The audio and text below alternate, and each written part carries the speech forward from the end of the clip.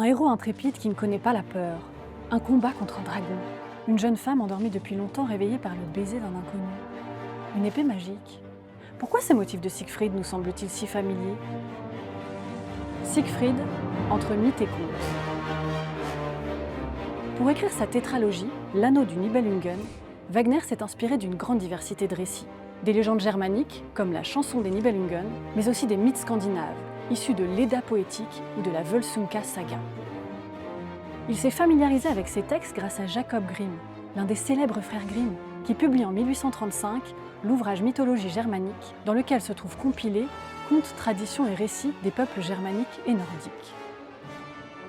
Pour Siegfried, le troisième volet de sa tétralogie, Wagner mêle ses sources à un autre texte collecté par les frères Grimm, le conte de celui qui partit en quête de la peur.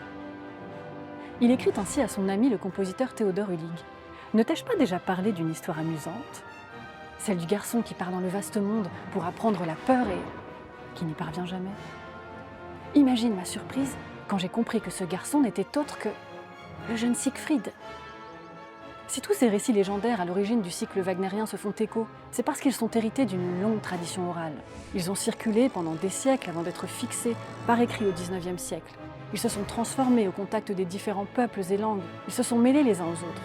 Ces récits forment donc un vaste réseau qui ne cesse d'évoluer et d'influencer jusqu'à nos fictions contemporaines. Alors, la prochaine fois que vous regarderez Game of Thrones, Le Seigneur des Anneaux ou La Belle au bois dormant, pensez aux aventures de Siegfried, le héros de Richard Wagner.